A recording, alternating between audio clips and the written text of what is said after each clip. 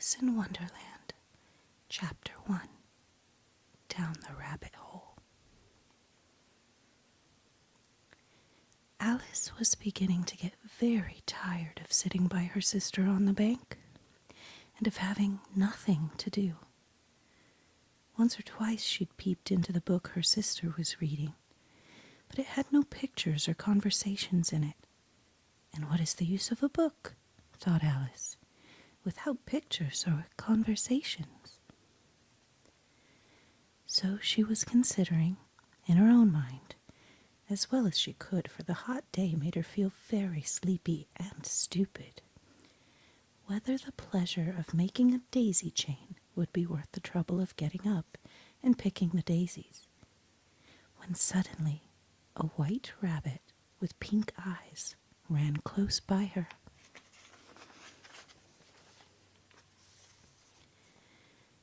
There was nothing so very remarkable in that, nor did Alice think it so very much out of the way to hear the rabbit say to itself, oh dear, I shall be too late."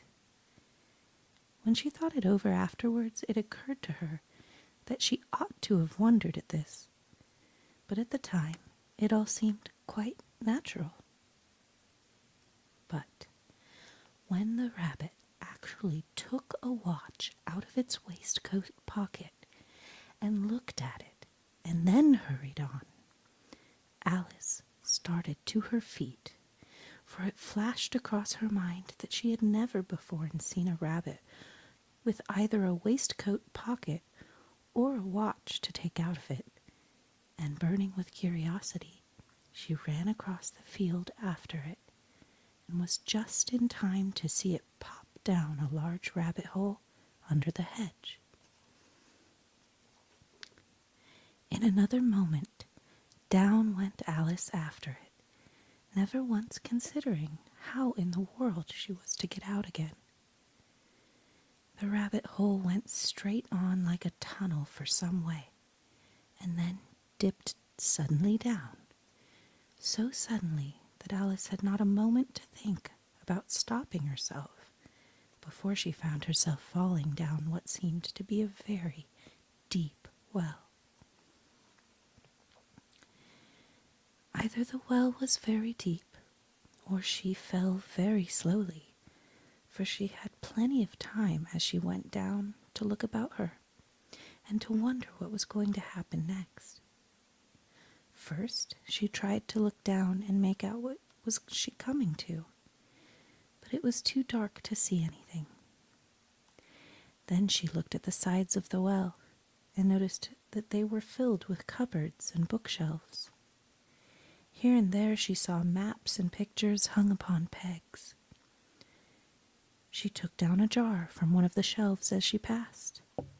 It was labeled orange marmalade, but to her great disappointment, it was empty.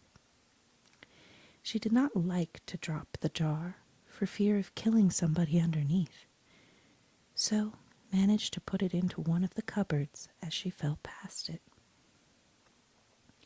Well, thought Alice to herself, after such a fall as this, I shall think nothing of tumbling downstairs. How brave they'll all think of me at home. Why, I wouldn't say anything about it, even if I fell off the top of the house, which was very likely true. Down, down, down. Would the fall never come to an end? I wonder how many miles I've fallen by this time, she said aloud. I must be getting somewhere near the center of the earth. Let me see. That would be 4,000 miles down, I think. For you see, Alice had learnt several things of this sort in her lessons in the schoolroom, and though this was not a very good opportunity for showing off her knowledge, as there was no one listening to her, still it was good practice to say it over. Yes, that's about the right distance. But then, I wonder what latitude or longitude I've got to. Alice had not the slightest idea what latitude was, or longitude either, but she thought They were nice, grand words to say. Presently she began again. I wonder if I shall fall right through the earth. How funny it'll seem to come out among the people that walk with their heads downwards. The antipathies, I think. She was rather glad there was no one listening this time, as it didn't sound at all the right word. But I shall have to ask them what the name of the country is, you know. Please, ma'am, is this New Zealand or Australia? And she tried to curtsy as she spoke. Fancy, curtsying as you're falling through the air. Do you think you could manage it? And what an ignorant little girl she'll think me for asking. No, it'll never do to ask. Perhaps I shall see it written up somewhere. Down, down, down. There was nothing else to do. So Alice soon began talking again. Dinah'll miss me very much tonight, I should think. Dinah was the cat. I hope they'll remember her saucer of milk at tea time. Dinah, my dear, I wish you were down here with me. There are no mice in the air, I'm afraid, but you might catch a bat. That's very much like a mouse, you know. But do cats eat bats, I wonder? And here Alice began to get rather sleepy, and went on saying to herself in a dreamy sort of way, do cats eat bats? Do cats eat bats? And sometimes, do bats eat cats? For you see, as she couldn't answer either question, it didn't much matter which way she put it. She felt that she was dozing off, and had just begun to dream that she was walking hand in hand with Dinah, and was saying to her very earnestly, Now, Dinah, tell me the truth. Did you ever eat a bat? When suddenly, thump, thump, down she came upon a heap of sticks and dry leaves, and the fall was over.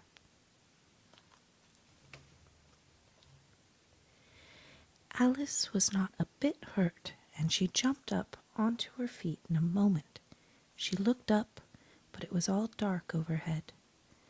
Before her was another long passage, and the white rabbit was still in sight, hurrying down it. There was not a moment to be lost. Away went Alice like the wind, and was just in time to hear it say as it turned a corner, Oh, my ears and whiskers, how late it's getting. She was close behind it when she turned the corner, but the rabbit was no longer to be seen. She found herself in a long, low hall, which was lit up by a row of lamps hanging from the roof. There were doors all around the hall, but they were all locked. And when Alice had been all the way down one side and up the other, trying every door, she walked sadly down the middle, wondering how she was ever to get out again. Suddenly she came upon a little three-legged table, all made of solid glass. There was nothing on it but a tiny golden key, and Alice's first idea was that this might belong to one of the doors of the hall. But alas, either the locks were too large, or the key was too small, but at any rate it would not open any of them. However, on the second time around, she came upon a low curtain she'd not noticed before, and behind it was a little door about 15 inches high. She tried the little golden key in the lock, and to her delight, it fitted. Alice opened the door and found that it led into a small passage, not much larger than a rat hole.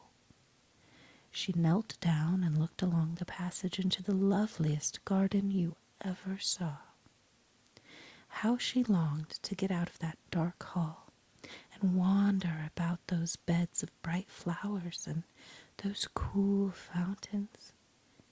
But she could not even get her head through the doorway.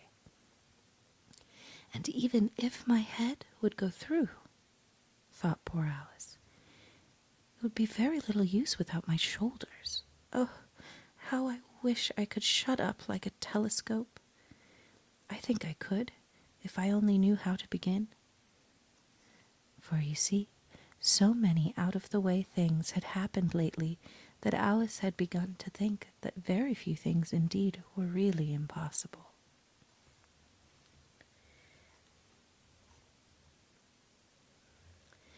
There seemed to be no use in waiting by the little door, so she went back to the table, half hoping she might find another key on it, or at any rate a book of rules for shutting people up like telescopes.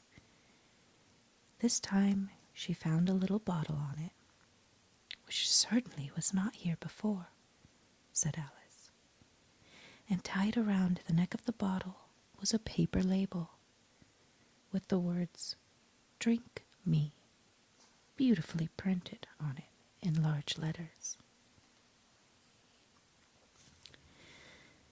It was all very well to say, "Drink me," but the wise little Alice was not going to do that in a hurry.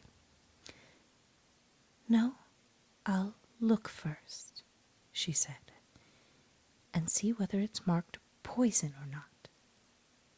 For she had read several nice little stories about children who had got burnt and eaten up by wild beasts and other unpleasant things, all because they would not remember the simple rules their friends had taught them, such as that a red-hot poker will burn you if you hold it too long, and that if you cut your finger very deeply with a knife, it usually bleeds. And she had never forgotten that if you drink much from a bottle marked poison, it is almost certain to disagree with you, sooner or later. However, this bottle was not marked poison, so Alice ventured to taste it, and finding it very nice, it had in fact a sort of mixed flavor of cherry tart, custard, pineapple, roast turkey, toffee, and hot buttered toast. She very soon finished it off.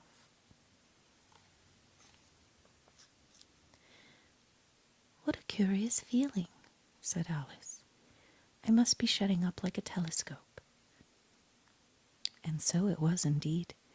She was now only 10 inches high, and her face brightened up at the thought that she was now the right size for getting through the little door into that lovely garden.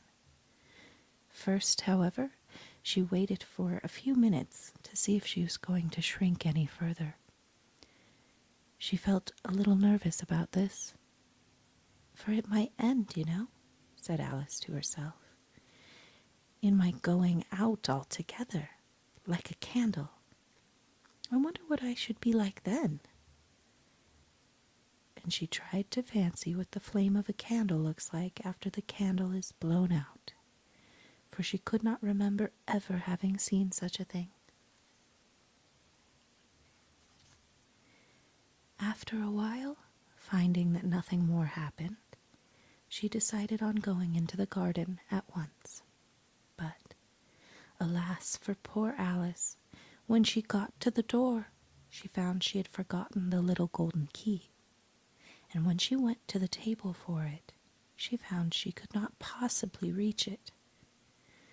She could see it quite plainly through the glass, and she tried her best to climb up one of the legs of the table, but it was too slippery, and when she had tired herself out with trying, the poor little thing sat down and cried.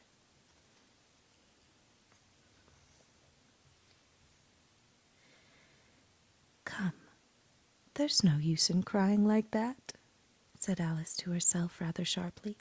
"I advise you to leave off this minute." She generally gave herself very good advice, though she very seldom followed it. and sometimes she scolded herself so severely as to bring tears into her eyes. And once she remembered trying to box her own ears for having cheated herself in a game of croquet she was playing against herself. For this curious child was very fond of pretending to be two people. But it's no use now, thought poor Alice, to pretend to be two people. Why, there's hardly enough of me left to make one respectable person. Soon her eye fell on a little glass box that was lying under the table. She opened it and found in it a very small cake on which the words, "Eat me," were beautifully marked in currants. "Well, I'll eat it," said Alice. "And if it makes me grow larger, I can reach the key. And if it makes me grow smaller, I can creep under the door. So either way I'll get into the garden, and I don't care which happens." She ate a little bit and said anxiously to herself, which way?" holding her hand on the top of her head to feel which way it was growing. And she was quite surprised to find that she remained the same size. To be sure, this is what generally happens when one eats cake, but Alice had got so much into the way of expecting nothing but out-of-the-way things to happen that it seemed quite dull and stupid for life to go on in the common way. So she set to work and very soon finished off the cake.